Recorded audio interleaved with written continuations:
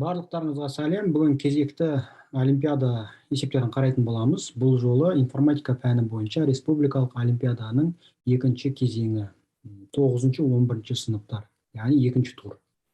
Бұл 19 қарашада болған, яғни кеше ғана болып өткен. Сол бойынша үш есепті қарап талқылайтын боламыз. Мен шығару жолым Python тілінде болады. Сол үшін Pythonды ашайық. Егер мен каналыма әлі тіркелмесеңіздер, тіркеліп қойыңыздар және басқалармен де бөлісіп отырыңыздар. Сонымен А есебі орын ауыстырған мәні өзгеремейді. Яғни қосылғыштардың орын ауыстырғанымен қосылудың мәні өзгермейді. Бұл жерде негізі қарап отырсаңыздар, бұл есепте SMP-дан алынған есептер, яғни көрсететін болсам, егер SMP сайтын білмесеңіздер, осы сайтқа кіріп, тіркеліп, осы жердегі есептердің барлығын шығарыңыздар. Оны архив задач және күрделігі бойынша, сложность бойынша сорттаңыздар да. Сөйтіп, осы жерден бастап шығара беріңіздер. Бұл есеп орын ауыстырғанның мәні өзгереме деген есеп.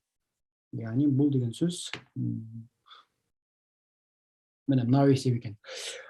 От перестановки что-то меняется. Яғни қарап отырсаңыздар, дәл-ме-дәл осылай есеп. Бірақ бұл жерде 3, 5, 2 деп берілсе, яғни пробел арқылы, бұл алдына жерде барлығын бірге берген екен. Яғни бірге берген. Негізі бұл жерде пробел болу керек, себебі әйтпесе біз қиналып кетеміз, себебі мына жерде мысалы төрт таңбалы сан болады, бәрі қосылып берілетін болатын болса, онда табу керек болады. Қайсыныңкі, мына мысалы, жалпы 1, 2, 3, 4 болатын болса, 12 қосылған, мына екеуінің айырмасы екеуі бірге ма, соның бәрін білу керек. Сол үшін мына жерде меніңше пробел болса керек арасы. Және бұл жерде енгізу және шығару файлдармен жұмыс істеу керек. Яғни бізге Pythonда файлдармен жұмыс істеуге үйрену керек. Егер оны білмесеңіздер, алдыңғы видеолардың барлығында көрсетіп өткен. Бұл сында да көрсете салайын бір есебін. Сонымен есеп бастайық. Так, берілгені бойынша бізге не істейміз? Онда бір жолдан бірінші пробел арқылы бөлінгендігін көрсетейік. Яғни тура SMP-дің есептері бойынша қарастырдық. SMP бойынша 3 өйткені қарасаңыздар, 3, 5, 2, yes, 2, 2, 5, no, 2, 2, 4, yes деп шықты. Бұл жерде де 3, 5, 2, yes, 2, 2, no. Сол бойынша пробел, яғни бір жолда берілген 3 есе A, B, S деп алайық. Бұны map арқылы интеджерге, яғни бұл жерде бүтін сандар деп айтыр. 3 бүтін санды құрайды дейді. Оны split арқылы пробелмен, яғни input, бұл жерде input және split. Енгізілген мәнді split пробелмен бөліп отырамыз да, оны интеджерге map функциясы бірден сол бөлінген нәрсені map функциясы арқылы бүтін санға айналдырып отырамыз. Одан кейін бұл жерде ең оңай жолы, бұл жерде for I in range, бұл жерде жалпы if арқылы есеп шығарылады. If A қосылған B тең S, O, енді бұл жерде осылай olur. O, B қосылған S тең A, O, A қосылған S тең B болса ғана print yes шығады. Барлығы үлкен әріппен болады.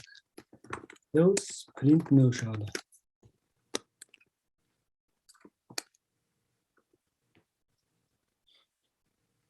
Бұл екінші тур.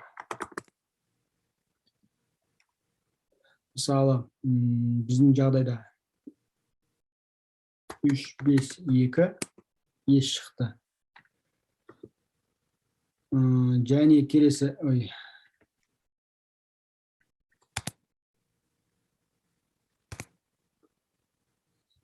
келесі, жағдай бұл 2, 2, 5 no шығады. Және үшінші біздің неміз 2, 2, 4 ес шықты. Бұл бір қарапты есеп оңай, тез шығады.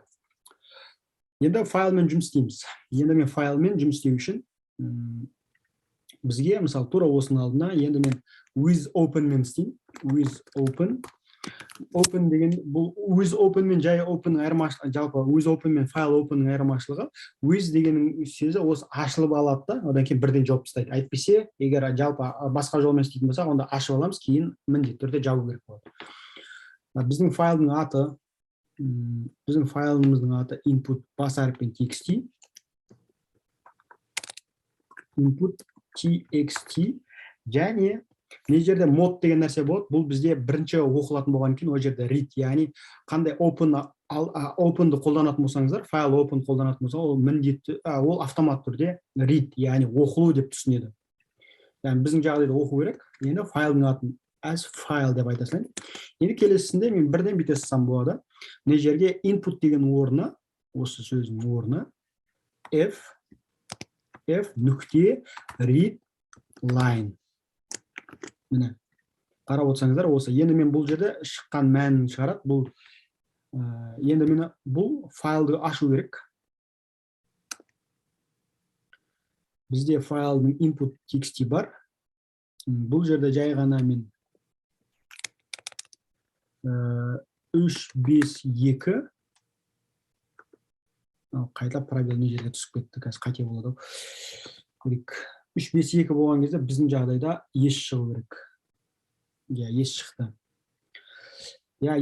Бұл жерде есеп дұрыс негізі. Енді бірден осы арқылы, осы нәтижемізді, не жерге нәтиже дегенге result деп айта салайын. Result бізде бірінші жағдайда 0 шығара берсін. Сонда мына жерде бірден өзгерте салады. Яғни resting. То есть, осылай да істейсіз болады, қысқа ғана. Яғни осы жағдайда ғана ес деп өзгереді, қалған жағдайда result-тың өзі шығады. Сонда мына жерге with open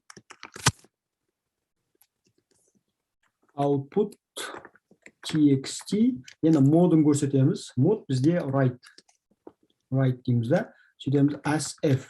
Өйткені файлдың аты. Яғни мына жерде де бірдей, өйткені неге мынаны қайта-қайта қолдандық десең болсаңыздар, мынаны бір рет қолданғаннан кейін уже жауып тастады. То есть бұл уже керек емес деген. Мынаны қайтадан сол файл деп көрсете саламын. F write, енді бізге res'ді жаза саламыз. Болды. Міне мына жерде ештеңе көрсеткен жоқ, себебі біз консольда жұмыс істеп жатқан жоқ, біз файлдармен жұмыс істеп жатырмыз. Файлда ес шыққанын көру үшін жаңа файлды ашамыз. Output өзгерді, ішінде естеп тұр. Болды, осымен бірінші есеп шықты. Бұл бізде A есебі.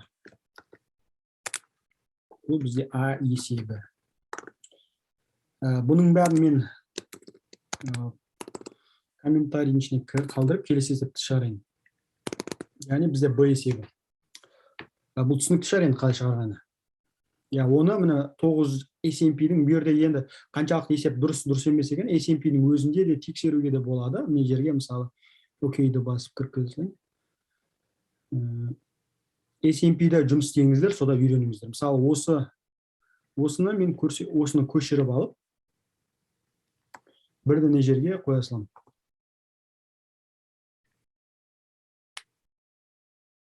Running completed, яғни менің есебім дұрыс шықты. То есть бұл олимпиада есебі дұрыс деген сөз. А есебі. Енді Б есебі. Сәтті лотерея дейді. Б есебі. Б есебін шығару үшін, бұл жерде енді егер толықтай оқып шығатын болсаңыздар, бұл да айтпақшы SMP-дің есебі. SMP-дің есебі, оны да көрсете салайын, сәтті лотерея деген. Бұл архив задачының ішінен кіресіздер.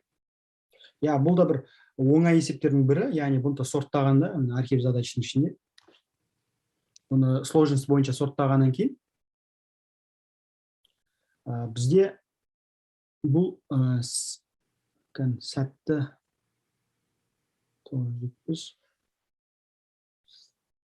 счастливый билет, сәтті билет па? Осы есеп екен. Сәтті билет.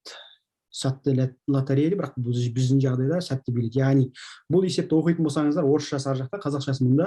Бұл оңай, себебі бүйтеді міне. Бастап 3 сан мен соңғы 3 санның қосындысы екеуі бірдей болса, бұл жерде әрдайым 6 ғана саннан тұрады. Яғни 6 сан ол бекітілік болған. Бастап 3 сан мен соңғы 3 санның қосындылары бірдей болатын болса, онда бізде еш шығады, әйтпесе 0 шығады. Бұл түсінікті шығар міне. Осында қазір тексертіп көрсете салайық, міне былай. Б есебі. Бізде негізі бұның ұзақ жолмен де шығаруға болады, бірақ мен сіздерге үйрететінім қысқа жолмен шығарыңыздар. Қысқа жолы ол оңай. Мысалы бізде S деген бір стринг болады. S деген бір стринг. Бұл жерде input өзіміз береміз. Енді қараңыздар, не істеймін? S1 деген нәрсе, міне. S1 дегеніміз S-тің бастапқы, яғни 0-ден бастап, 3-ке дейін. Және S2 деп алайын. 3-тен ары қарай деген сөз, 6-дан. Осыны мен не жазғанымды көрсету үшін мен сіздерге S1 және S2 деп көрсете салайын. Мені қараңыздар. Енді номен ала берейік пока. Қазақша ғой енді. Мысалы 3, 8, 5 бәрі бірге 9, 16. Мен не істедім? Мен жай ғана осы стринг арқылы бердім да, осыны бөліп тастадым, екіге бөлдім. Мына бір жағы, екінші жағы, яғни осылардың қосындысы. Оны оңай жолы, мынаны енді жазып алдық қой, енді осының қосындысын оңай шығару үшін біз бүйте салсақ болады. Циклға да салуға болады, үйтуге де болады, бірақ енді мен жаңадан көрсетмей, eval бойынша көрсетейінші, сіздерге де бір түсініктілеу болу үшін, қызық болу үшін. Eval деген не нәрсе? Ол үшін былай істейік. А деген санның, А деген сөз, ол бірінші санның қосындысы. Ол үшін мен бұны арасын бүйтем. Қосу деймін. Негізі басқа да оңай циклмен де шығаруға болады. Мен просто сіздерге басқа жолмен де көрсетіп жатқанымда join деймін. Сөйтем де S1 деймін. Print A деп бірден көрсете салайын, не істегенімді. Мынаның астында. Екінші турасы осылай. B тең қосылған нүкте join S1 деп алайын. Print B. Енді A бойынша жай ғана print нерге мен бітейін. A деп алайын. Бұл A деген сөз қосындылар деген сөз. Eval жай ғана осыны A-ны жазатын print A. Мына жерге де дәл солай. BB тең eval B және print BB. Бұл бойынша бірден түсіндіру үшін, мысалы, осыны қайталап берем. Міне, осы сандарды берем. Енді қараңыздар. Бірінші сан ол бөлді, екіншісі қосындылардың арасын жазды, кейін осының қосындысы 16 деді. Мына жерде S1 болып кетіп қапты ғой. Негізі S2 ғой мына жерде. Бәсе неге 16? Басынан. Осы сандарды берем. Былай істеді. Бөлді, бұны екіге бөлді. Одан кейін join арқылы, join деген сөз A деген string'і берді. Join болып берді. Join деп берді. Сөйтті да мына майындарын қосынды. Келесісінде тураса join арқылы істеп берсем. Сонда менің нәтижем, енді салыстыра салам. If A тең B болса, print yes, else, print no.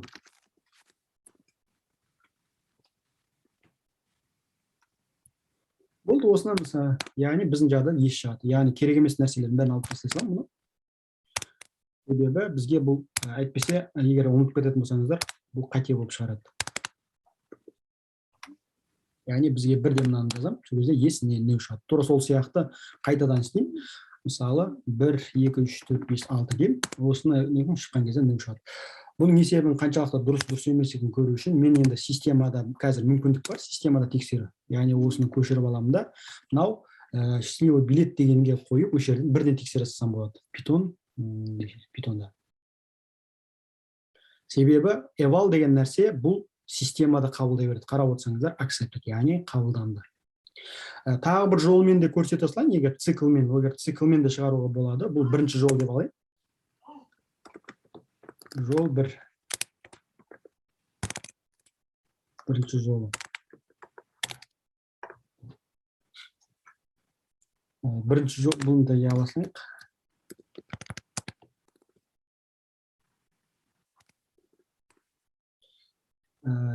Екінші жолын былай шығарсақ болады. Екінші жол циклмен шығаруға болады.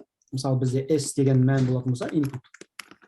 осыған бірден for цикл аламыз. Не жерде міндетті түрде былай істеу керек болады.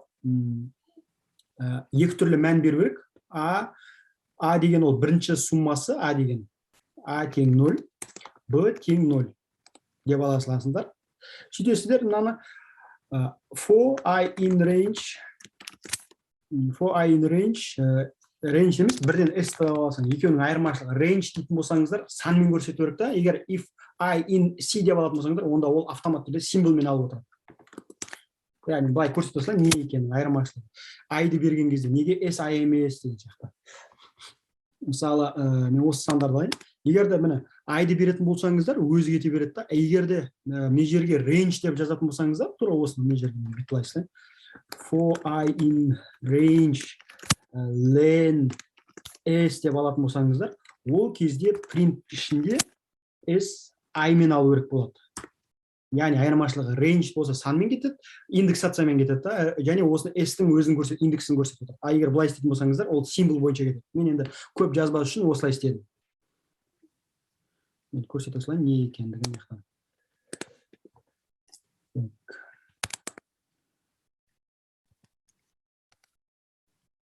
Екеуінің де берер мәні бірдей, өйткені қалай шығарсаңыздар да. Яғни екі рет осыны қайталанды ғой. Сол үшін сіздер өздеріңіз білесіздер, қайсысымен қолдансаңыздар. Бірақ мен өзіме ыңғайлы, яғни жазуға ыңғайлы болу үшін мен мынамен жазамын. Яғни мынау бойынша. Бұл бойынша бұны жазып болғаннан кейін енді не істейміз? Мына біз айттық, А және Б-ларды бар дедік.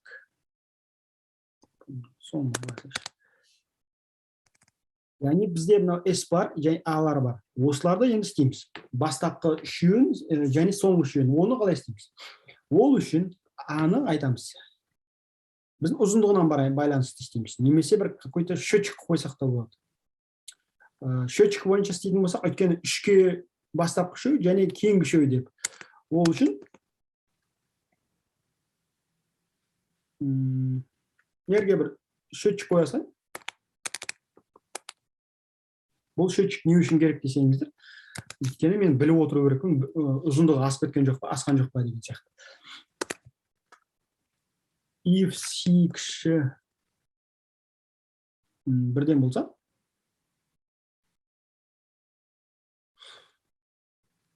үштен болса, үштен ба, төрттен деп ала берейін, өйткені S1 деп алдым ғой.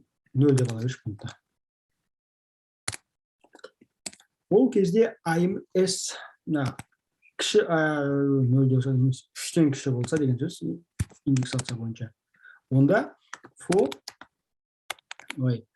А-ға қосып отырамыз дейді да. А-ға integerге өйткені бізде не үшін integer жаздым, себебі бұл символ бізде string. Сол үшін мен оны конвертация жасап отырмын I-ға. Else B плюс тең integer I-ға.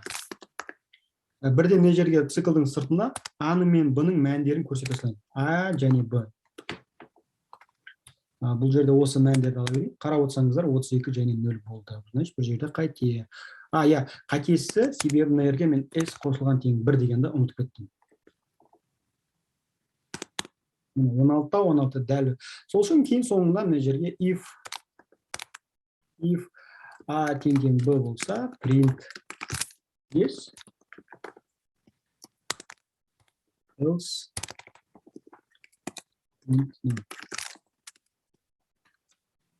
өшіп шығарасың болады. И шықты. Бұл енді екінші жол. Тағы да түрлі жолдармен шығару беруге болады, бірақ мен енді ары қарай кетпеймін. Мен екі жолмен көрсеттім. Біреу жаңа eval бойынша бірден. Бұл енді сәл более-менее advanced level деп айтайын, eval бойынша шығар. Себебі оны көп қолдана береді. Ал мынау енді қарапайым тіл, қарапайым жол. Бұл енді екінші есеп бізде. Екінші есептің Б жолы. Бұны тексере салайық.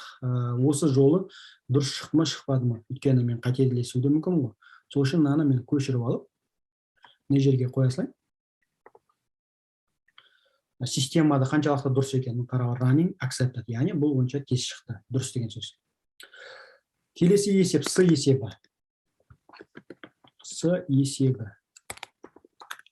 С есебі бізде не дейді? Арифметикалық прогрессия дейді. Бұл да SMP-дің есебі. Бұл жерде тіпті формуласына дейін көрсетіп қойған. Яғни бастапқы және екінші мәнін береді. Міне бүйтеді. 3 бүтін сан берілген дейді. Бірінші мүшесі және екінші мүшесі, тізбектің ізделенген мүшесі. Яғни бірінші мүшесі және екінші мүшесі, одан кейін бізге қаншаншы мүшесін тауып керек саны. Оны оңай формула бар, формулаға саласың. Арифметикалық прогрессияның формуласы. Бұл да айтпақшы, мынау С архив задачының ішінен табылды. Бұл арифметикалық прогрессия деп аталады. Так, сұрттайсыздар. Арифметикалық прогрессия, арифметика дейді. Бұл емес пе екен? Бұл емес. Ол дәл-ме-дәл атына дейін бірдей екен ше. Арифметикалық прогрессия міне 312-ші есеп екен. Міне 1, 5, 3, 9 не жерге формуласы. Бұл жерде қызығы орысшасында формула бермеген, ал қазақ тіліндегісінде не жерде бермеген. Қазақ тіліндегісінде не жерге формуласына дейін жазып берген екен. Оңай жолы. Ол үшін А, Б, С деп алайын. А, Б, С деген нәрсе, мына осы үшеуі map арқылы integer input split беріп отырамыз да, сөйтеміз да, бұл жерде не істейміз? Бізге D керек. D деген нәрсе айырмасы, яғни бірінші сан мен екінші санның айырмасы. Қаншаны қосу керек, қаншаға арттыру керек, немесе қаншаға алып отыру керек. Ол үшін D деген нәрсеміз B алынған A болды осы. Сөйтеміз де, мына формула бойынша, мына жерде енді С дегеніміз N деп ала берейікші. N деп ала берейік, себебі мына формулаға сәйкестендірді. Осы бойынша бізге С деген мән болсын, С-ны табу керек. С дегеніміз, қарап отырыңыздар, формула. Бірінші А деген мәнге дейді, қосамыз, жақша ішінде N алынған 1 көбейтілген D. Болды осы формуласы. Сөйтесіз, мен жерге D-ны жазасыңыз.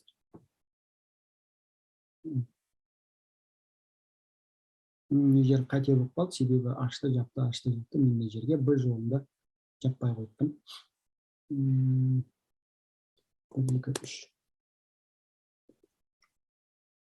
Міне бүйтеді. 1, 5, 3, 1, 5, 3, бізге жауап 8 болмады, 4 болды. Біздің жағдайымызда қате 9 болу керек, бізде 4 болды. Қарайық, жақсы. N алынған 1 көбейтілген D. Соңғысынан алынғысын алып тастаймыз. D неге? Себебі D емес, бізге С керек. Бізге 9 болды, осымен шықты есеп. Яғни бұны да сіздер файлмен жұмыс істесеңіздер де болады. Файлмен жұмыс істегенде екінші жолмен бірінші тексере салайық, бұл қаншалықты дұрыс екен. Оны арифметика прогрессия деген формуланы қойып отправить етіп көрейік. Сол кезде егер осы системада осы жерде дұрыс шықса, онда ол дұрыс деген сөз. Яғни accepted бізде дұрыс. Файлмен жұмыс істегенде де бұл жерде де оңай. Енді алдында мен with open істедім. Бұл жолы мен не істейін? Жеке ашайын. F in деген бұл файл, оқитын файлымыз бізде. Ол жерде істеу үшін open.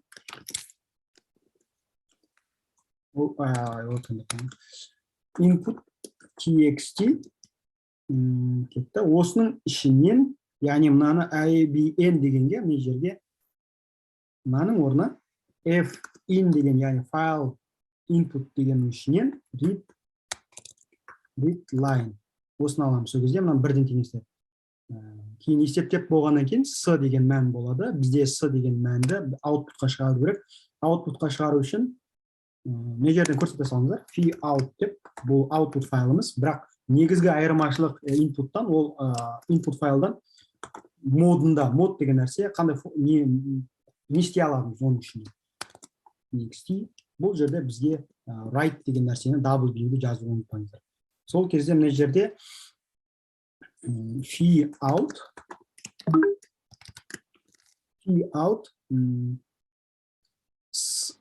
бұл жерде енді қараңыздар, мына жерде бүтін сан шығып отыр. Бізге бүтін сан емес, бізге stringға айналдыру. Сол үшін str классында да C класстар. Мына жерде write деген сөз қалдырып кеттім, write. Сөйтесіз, екі файлды да ашқаннан кейін жабуды ұмытпаңыздар. Әйтпесе нәтиже болмай қалады. Fin close. Fout close. Енді мен көрейін, бұлай менде де шығды. міне нәтиже болды, өйткені менде де бір мәндер болса керек оның ішінде. Бірінші көрейік, инпуттың ішінде бізде мынандай сандар болды. Екіншісін сан, енді өзгерте салайын бұның ішінде. Біздің жағдайда 1 5 3 1 5 3 қайталап жүктеп көрейін. Барлығы жақсы өтті. Енді осы жерден аутпутымыздың файлы 9 болу керек. Инпутты ашып қойдым. Аутпутымыздың файлы болып тұр. Менде жүктелмей қалды. Қазір басынан көрейік. Дұрыс. Жоқ, мен дұрыс. Қазір қайталап көрейік. Енді. Ой, мен айырмашылығына tx деген мына жаққа жазылып кетіп отыр ғой. Мен мына жерге txt деп көрсету керекпін. txt деп. Мына жерде. Ұмытып кеттім. Алдыңғы неніңкі бойынша шығарып беріп жатырмын. Мені 9 деген жауап шықты. Есептің барлығы дұрыс шықты. Осына енді файлмен жұмыс істегенімізді системаның өзінде де тексере салайық. Ол үшін осы SMP-дің ішіндегі есепті тауып осы жерге жіберіп көріңіздер. Егер осы жерден өтіп жатса, онда сіздің есепіңіз толықтай дұрыс деген сөз. Міне файлмен жұмыс істесек те, файлсыз жұмыс істесек те барлығы дұрыс болып шықты. Егер видео ұнап жатса, лайк басыңыздар, тіркелмесеңіздер, каналға тіркеліп қойыңыздар. Мына жерде қоңырауға да бас қойыңыздар. Жаңа видео шыққан сайын сіздер бірінші біліп отыру үшін. Келесі кездескенше сау болыңыздар.